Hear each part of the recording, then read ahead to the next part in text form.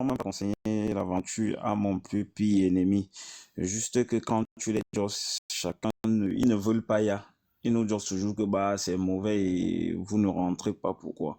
Moi, quand je suis commode du Cameroun, je n'étais pas commode parce que j'étais un mouna qui... J'avais une vie modeste parce que mes parents là-bas, c'était des fonctionnaires. Mais ces choses-là, ça vient souvent comme la drogue.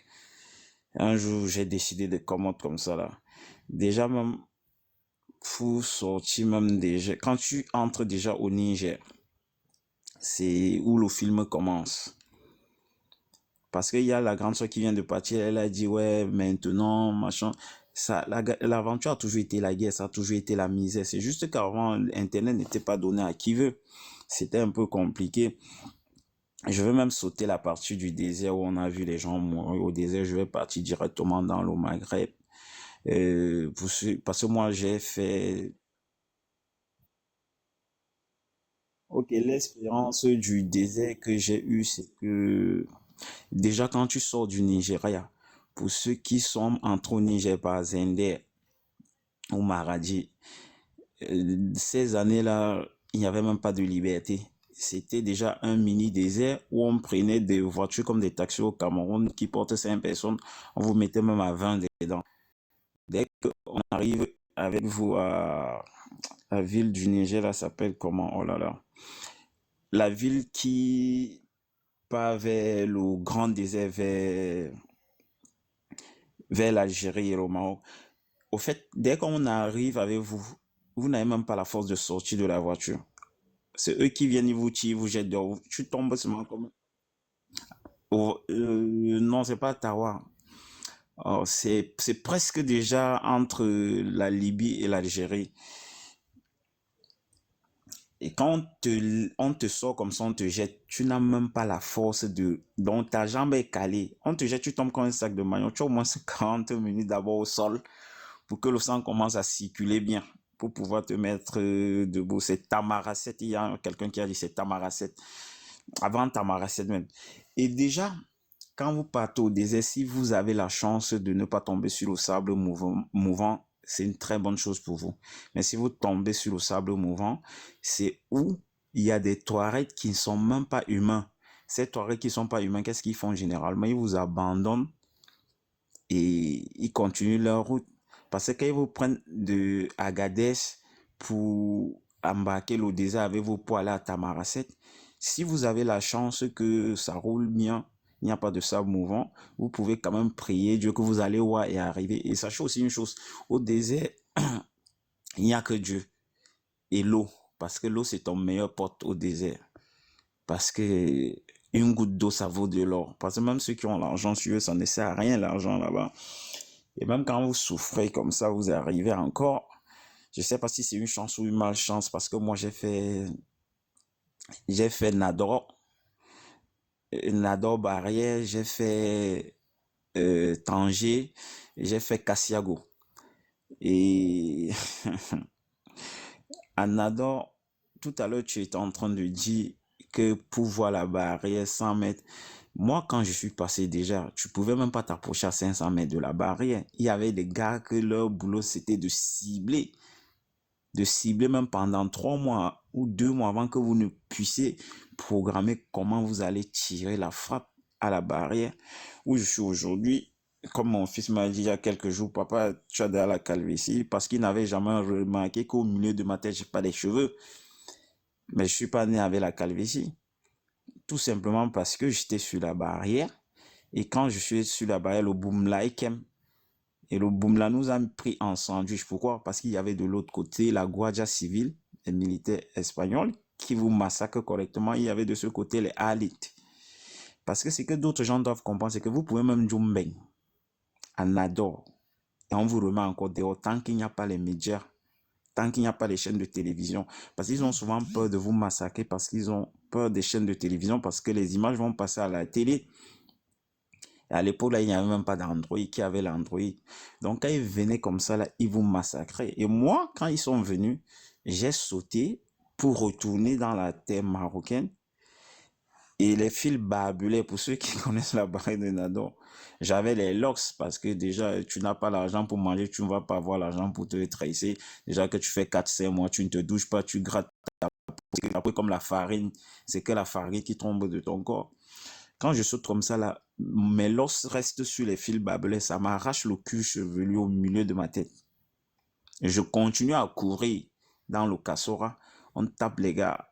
Les camarades crient derrière moi que bro, mousse, mousse. Est-ce que tu sais que tu saignes? Moi, je les écoutais même pas. Parce que dans ma tête, dans mon cerveau, je savais que je suis plutôt en train de... On ne crie pas, c'est de pleurer. C'est interdit de pleurer, bro. Donc, moi, j'étais en train de run. On me disait seulement, tu saignes, tu saignes. Après, un autre passe à côté de moi, il dit, tu n'as pas les cheveux. J'ai dit, comment ce n'est pas les cheveux? Honnêtement, dans mon cerveau, c'était que je transpirais parce que je sentais que quelque chose entrait dans mon vêtement. Pour moi, je transpirais. C'est quand peut-être 30, 40 minutes après le boom là, quand on arrive en forêt, je saute, que je vois, je mets ma main dans mon vêtement, je sors, c'est plutôt du sang. Je touche ma tête, je vois pas les cheveux. Je vois les cheveux devant ma tête, mais au milieu, je ne vois pas les cheveux. Ben, c'est après que je me rends compte que même la peau, je n'ai plus sur la tête. Frère, tu connais la douleur que ça te fait. C'est où tu commences à te poser des questions que mais, je suis sorti faire quoi. Surtout pour un enfant comme moi, honnêtement. Moi, avant de sortir du Cameroun, il y avait dedans au moins 15 membres de ma famille dehors. Donc moi, j'étais sorti parce qu'on m'a dit, ouais, réussis ton bac, on te fait go. Après le bac, j'ai tourné 2 ans là. Après un jour, mes potes commentaient comme je suis comment t'avais. Moi, quand j'étais au cours, je pouvais pas passer dans un quartier où quelqu'un DAC, je m'arrête. J'avais peur. Mais en aventure, moi-même, j'ai DAC, j'ai Nyanglogué. Il fallait survivre. Tu vois. Et quand vous choquez même comme ça, là, je choque maintenant la barrière, ça ne choque pas. On adore. Je choque la première fois, mes cheveux go. Je choque la deuxième fois, allez nous mettre dehors. Je go maintenant à Cassiago. Gars, c'est un autre film là-bas. Pareil comme Nado, parce que là-bas, même quand tu sautes, il faut encore nager. Il faut être un bon nageur. Pour moi qui ne connais même pas nager. Et c'est maintenant que ça ne donne pas comme ça là. On nous tape en sicilien que il y a le Yala à Tanger. Tous les camarades tirent le convoi. On va à Tanger. Que non, on va seulement faire le beau à Tanger. À la veille de la fête du Ramadan, on dit que le roi Mohamed VI, il va faire le Yala. Tous les camarades, chacun prend son ramé, non. On prend, on dépose. La bastonnade qu'on nous a bastonnade, on a là le jour là, il y a eu au moins minimum, il y a eu au moins 15 morts le jour là. Et le même dé, quand on nous repousse là, minimum 15 personnes sont d'ailleurs. On back maintenant à Nadoville. Ce sont les gens qui sont pas familles. Pendant le Ramadan, ils sont un peu trop nerveux. On arrive, tous les immeubles où les camarades squattés, ils ont commencé à jeter les camarades par le... On entre dans l'appartement, sur 8 étages, on te jette, les gens sont encore là-bas, la magie. C'est comme ça qu'on décide maintenant. On tire le con. Je tire mon convoi, je go à Meknes, pour ceux qui connaissent le Maroc. Parce qu'à Meknes, j'ai été même Tchermo là-bas. Je go à Meknes, je dis un peu à Meknes, on vit de quoi? Vous vivez de la salam, de la mendicité. Peut-être d'autres gens vont pas y à terme salam, vous mangez seulement pour vivre. Moi, j'ai chope le chat, gars. Le chat, que la voiture cogne le chat, comme ça, vous discutez le chat. La voiture cogne le chien, vous discutez le chien. Les serpents, n'en parlons même plus. Parce que quand on arrive maintenant, il décide que je vais choisir mon benke par le Djiba. J'arrive maintenant à Nador. Nador pour choisir mon benke par le Djiba. Mon frère, on chopait quoi là-bas? On chopait les serpents, on chopait on se met au goudron là, on attend seulement qu'un cassa cogne un chat ou un chien, parce qu'il y avait des chiens sauvages abandonnés là-bas eux-mêmes. Mais vous discutez le chien est collé au goudron, le chat est collé sur le goudron, la voiture est roulée sur lui. Vous décollez avec vos ongles. Mais frère, moi, l'aventure, en gros, je peux conseiller à personne. Moi, Dieu merci, au jour d'aujourd'hui, je vais au Cameroun quand je veux. Ça fait quelques temps que je suis pas au Cameroun, je suis déjà allé plusieurs fois. Mais quand tu arrives aussi, tu josses avec les gens là-bas au Cameroun. Il y a ça seulement, ça sort de l'autre côté de l'oreille. Parce que quand tu vois aussi la réalité du bled, tant que les camarades ne sont pas commodes, ils ont choqué, non. Ils ne vont rien y a. J'ai mes cousins que je les ai joss. Parce qu'ils ignorent aussi que même quand tu Kembeng, c'est là où un autre vrai film commence d'abord. C'est où un autre vrai commence d'abord. Et moi, maintenant, quand ça se passe comme ça, là, Dieu merci, on pose Loé dans l'Ondiba. On a Boza tranquillement. Mon Boza était free. Parce que même le jour qu'on Boza, personne ne voulait Boza.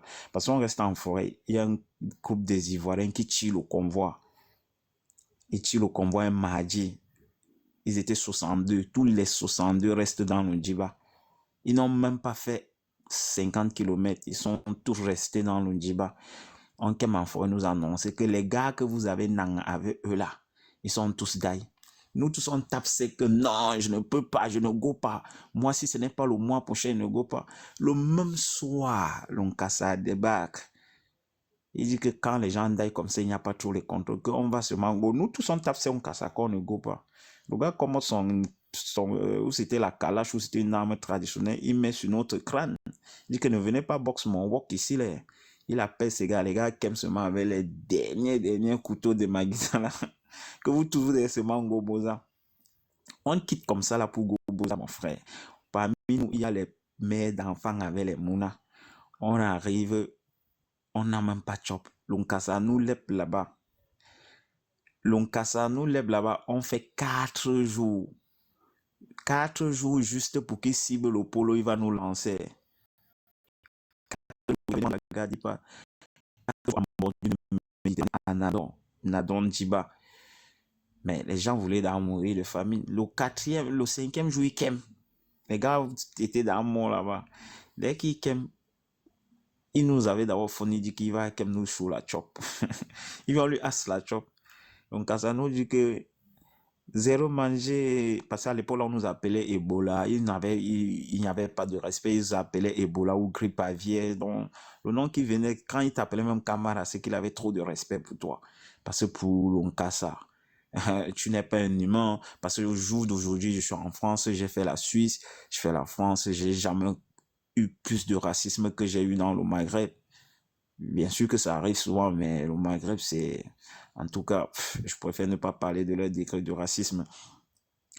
Quelqu'un comme ça, là, on lui dit qu'on a faim, on a des enfants qui n'ont pas mangé depuis 4 jours. Il s'en fout. Il dit que vous allez manger en Espagne. Vous allez chopka en Espagne. Vous allez chopka en Espagne. Dieu merci, on pose comme ça la 4 heures. Et le lendemain, vers 14, on traverse la ligne du Gibraltar. Vers 16 heures par là, on commence à contrôler la marine et ils viennent nous choix. Sans oublier qu'en partant comme ça, là, on a croisé minimum, minimum 6 corps qui flottaient sur la Méditerranée. Le minimum. Et je pense que c'est les corps des gars qui avaient posé avant nous, qui étaient d'ailleurs parce qu'on n'avait pas retrouvé tous les corps quand eux, ils étaient d'ailleurs. Donc, en gros, l'aventure, ça, c'est un bref résumé. Si je vous raconte même les cancans ou les femmes qu'on a violées, les gens, les Nkassa violés au désert, tu vois une femme, elle a son... Ouais, ouais, ouais, tu vois une gars comme ça, elle a son bébé de 4 5 mois entre les mains. L'Nkassa mbinda ça, sans réfléchir. Imbinda langa saigne, avec le bébé entre les mains. Vous allez faire quoi? Tentez, non, vous tous, vous avez ce mandat. Vous avez ce mandat. Donc, du coup, c'est un peu ça. Et voilà pourquoi, quand tous les camarades Boza, ils sont tous. Il n'y a pas un camarade qui est normal quand il vient de Boza. Tu vois, à un moment donné, il n'y a pas un camarade qui est normal. Et quand tu Boza, même, tu arrives encore ici, un autre commence encore. Donc, moi, c'était juste ce bref résumé que je pouvais dire. Parce que je ne veux même pas entrer dans les détails. Il y a même on a les hommes que les Nkassa, on binda, non? Qu'on met un homme au sol là. Mais on te met au sol, non? On te met au sol, on te binda, non? Tu vas faire quoi? Vous allez faire quoi? Vous êtes seulement là, vous pleurez votre frère comme binda, non? Et il faut seulement prier que tu ne mots même pas un cassa. Parce que si tu le mots, il va seulement te binda. Parce qu'on a beau tout dire, on a beau tout dire, moi, pour moi, l'incassa, c'est, on va dire, musulman, tout ça, là. Dans le Maghreb, c'est les gars, les matés, là, qui sont un peu gentils. Mais les Nkassa, c'est des sadiques. Donc, à ça, c'est des personnes sadiques, eux, ils n'en ont rien à foutre de notre life. Tu vois.